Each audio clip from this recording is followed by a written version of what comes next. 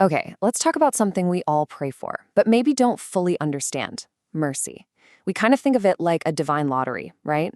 Maybe God feels merciful today, maybe not. But what if I told you the Bible teaches something completely different? What if mercy isn't a feeling at all, but a law? Let's dive into this. So let's just get right to it. Is God's mercy just random? A roll of the dice? Does it all depend on what kind of mood he's in? When we're in real trouble, is our only hope that we just catch him on a good day? I think a lot of us secretly feel that way, but the truth is actually way more powerful and, believe it or not, predictable. And here it is. This is the big idea that changes everything. The Bible doesn't present mercy as just a nice suggestion or some fleeting emotion. It presents it as a spiritual law, not a maybe, not a perhaps, but a consistent spiritual principle that actually operates under very specific conditions.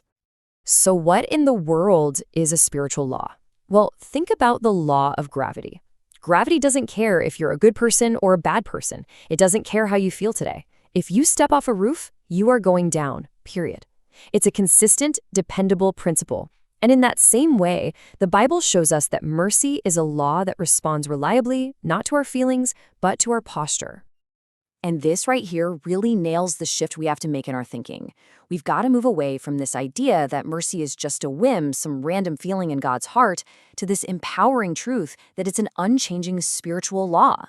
And that's amazing news, because it means there's something we can actually do to position ourselves to receive it. It isn't random, it's a response.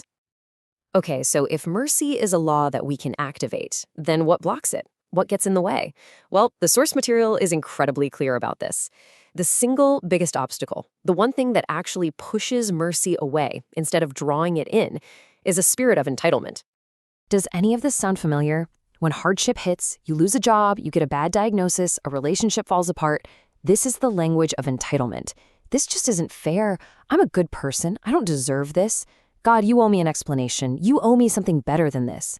This posture, this demand for our rights, is the very thing that slams the door shut on mercy. And this is so crucial. When your back is against the wall, when destruction is literally staring you in the face, arguing about what's fair it's just the wrong conversation. Fairness is about your rights, but mercy is about compassion. And when you're in desperate need, you don't need your rights vindicated. You need compassion.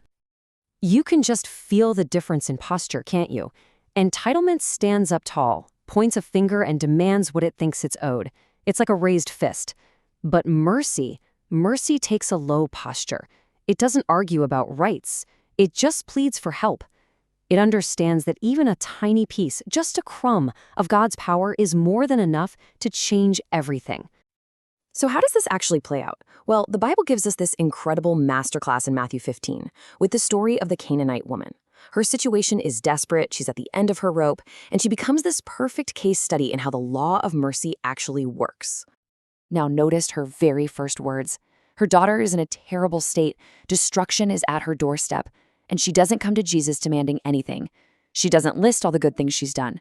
She starts with the perfect posture, using the exact words that heaven is waiting to hear. Lord, have mercy on me.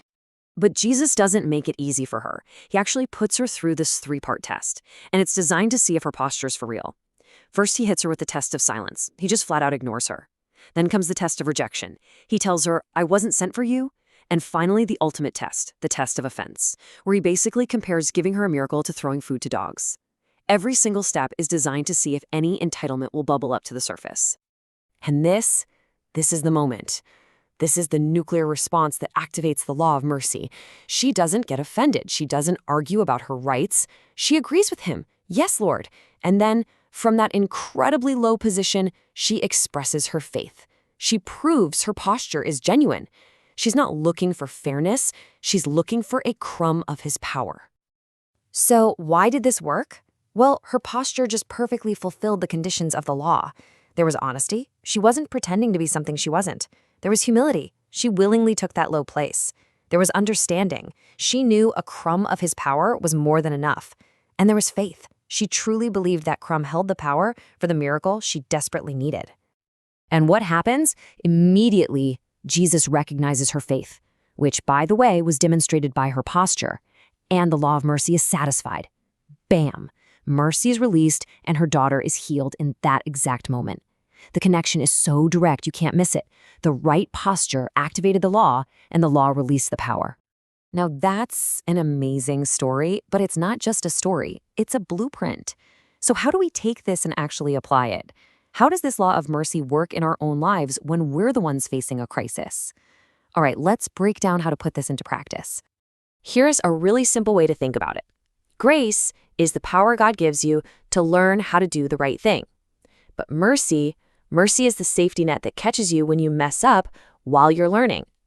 But entitlement, that feeling that you're owed something, that's what cuts the ropes of the safety net and just leaves you to fall. And get this, there's another layer to this law. It works like a feedback loop. The mercy you show to other people directly impacts the mercy you receive from God. If you're merciful to those who are weak or who have failed, God, by his own law, shows himself merciful to you. Mercy actually multiplies when you sow it. So, in the end, it all comes down to a choice. And this isn't about putting on some show of humility. It's not a performance. It's a genuine internal decision of the heart.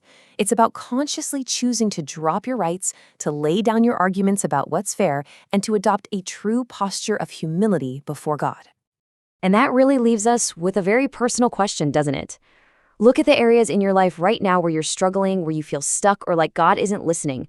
Are you holding on tight to your rights? Are you demanding fairness? Are you willing to make that trade, to let go of what you think you deserve in order to receive the compassion you truly need? Because in the end, it really is that simple. When trouble comes, don't raise your fist in protest. Get on your knees. Drop your entitlement and speak the simple, powerful words that satisfy the conditions of this divine law. The words heaven is just waiting to respond to. Lord, have mercy on me.